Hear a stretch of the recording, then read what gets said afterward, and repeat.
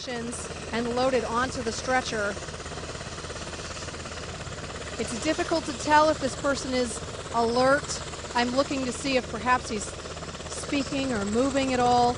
I do see that his head is firmly taped in place, which would make sense given the sort of injuries that we've been discussing so far, specifically head and abdominal injuries in that first patient that was brought down.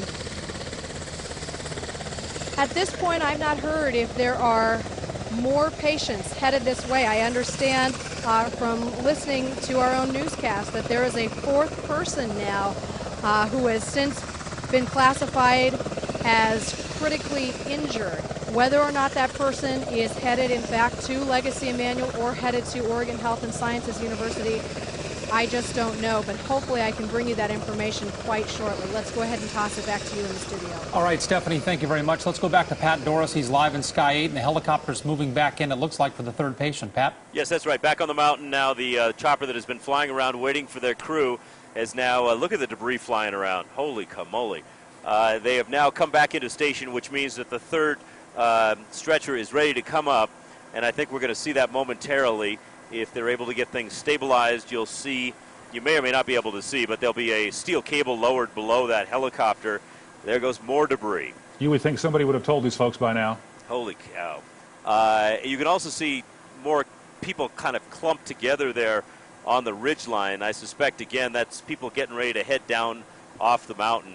But basically, they lower the cable down, the PJs that are on the ground, make sure everything's good to go, attach it to the gurney, and then they'll hoist it up. And you'll probably see the helicopter continue to hover there until they have the patient safely on board, and then they will scoot on down the mountain, either landing in the parking lot or continuing on to one of the Portland area hospitals. But this is kind of tricky flying when you're that close to the edge of the mountain. Our pilot, Brian Saulnier, is given the nod. He's a military pilot himself, and you don't have a whole lot of wiggle room there if anything goes wrong. And there it is waving off. So I didn't see anybody go up. Look out, guys. There we are talking about things going wrong. Hang on, fellas. Oh, my goodness. Oh, my gosh. Oh, my gosh. That is horrible. Oh, no. Good Lord. Oh, fellas. Oh, my goodness. You're watching this live, folks. Oh, if only this was a movie. You've seen the helicopter. You saw the tail go into the mountain and it just flew apart, rolling down the hillside. Oh, good Lord. And if this doesn't tell you how these folks put their lives on the line every single day, nothing will. We do, Pat. We see them running down. This is horrible. We've seen this so many times with the Pavehawk. They hover right there, so close to the snow on these type of rescues. That's what they have to do to safely get people into the chopper. Yeah, I could see. I was looking through naked eyes here, but it looked like something hit the tail rotor. Like I said, hit the tail. Then he lost torque control, and he's in a hover in a high power setting, so he really needs that tail rotor to keep him stuck over his position. And once he lost that, then it went into a spin. As you could see, and they were trying to, reduce the power. You could see he was putting the nose to the bottom. He was doing everything he could to keep the nose downhill, to keep the tail up, so that he could try and reduce power and do an auto rotation or something. And then it looked like he just slid around and spun in place, kind of right in the snow.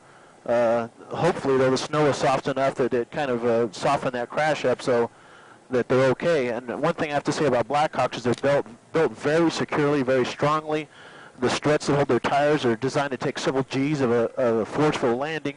So hopefully that thing is set up enough to protect the people inside. So we'll try and come around to the left of where they are to see where the fuselage ended up. Man, whether you're up here or down there. We also have another Blackhawk that has landed here at the Timberline parking lot, so hopefully they're going to come up and take a look and see what they can do. They are just receiving word of this accident at Timberline Lodge this afternoon. As you can imagine, they are frantic, scrambling. We were expecting at about 2:10 this afternoon to have a news conference from Timberline, which is the staging area for the initial rescue, the climbers into the crevasse. No word if they're still going to have that or if they'll delay that a little bit as they assess the situation. But now we have two tragedies this afternoon. We have 3 climbers dead after falling into a crevasse, 6 others injured, and now we have just seen a rescue helicopter that has crashed into Mount Hood.